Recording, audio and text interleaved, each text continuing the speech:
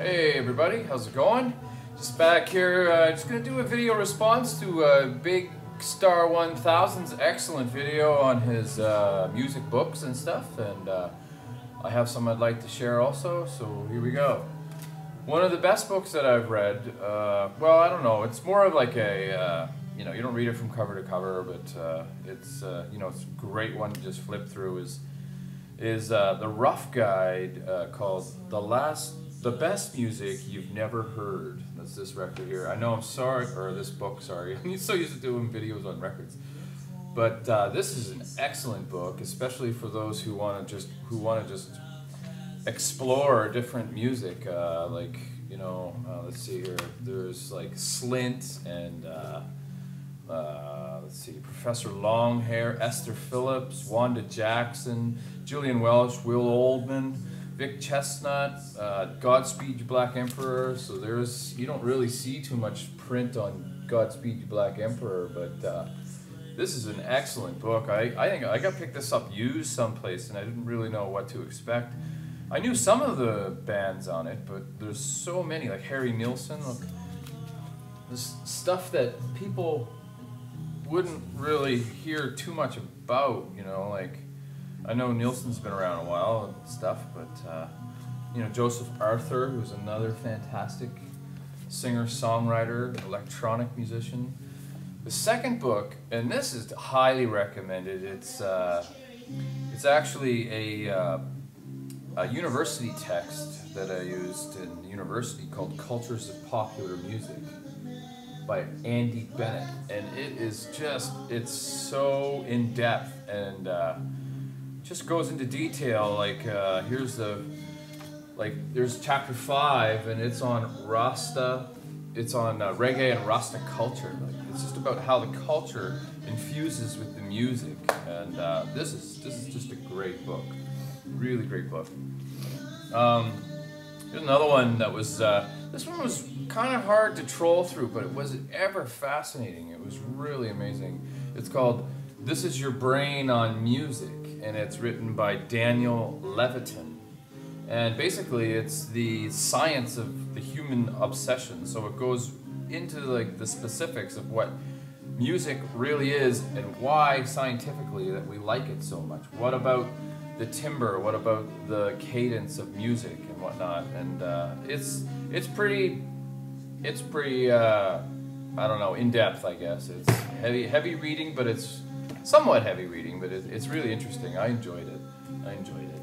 And this one here is a pretty good expose of the psychedelics, rock and psychedelics in the 60s by a novelist called, or a writer called Nick Brommel. And it's called Tomorrow Never Knows, Rock and Psychedelics in the 60s. So basically what this book does is it combines the idea of drugs and the 60s and stuff, and how the music was influenced by all the particular drugs that they were doing at the time. And there was parts of this one that lagged and just, I don't know, like any book I guess, but it was really good. It was interesting. Another really great book. This is a fantastic expose of Canadian rock. This is by Dave Bedini of the band called the Rheostatics. If those people in other countries had never heard of the Rheostatics, definitely check them out. This is a really interesting. My sister won this on the radio a while back, and like this is years ago, and it's actually signed by Dave Bedini. And I'm going through it and I'm reading it, and there's actually a story in this book that includes me. Well, not just me, but a group of friends. We all went to a Tragically Hip concert here in, well, I live in St. John, New Brunswick in Canada.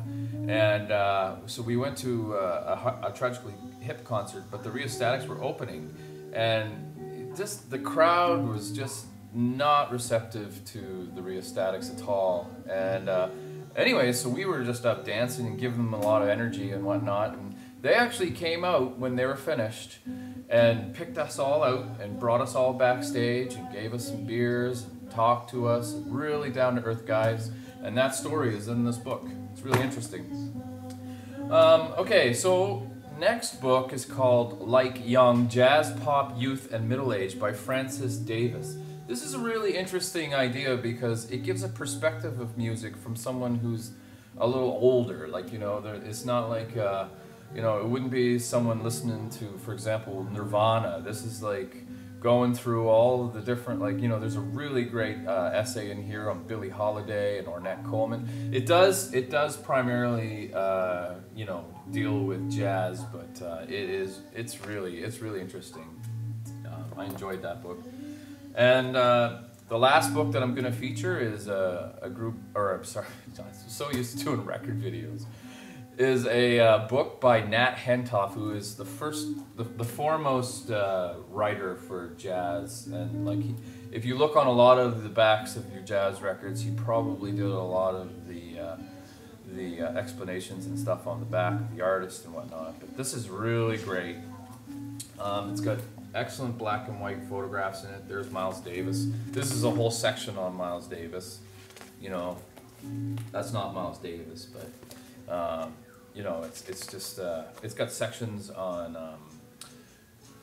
Dizzy Gillespie. There's Dizzy there.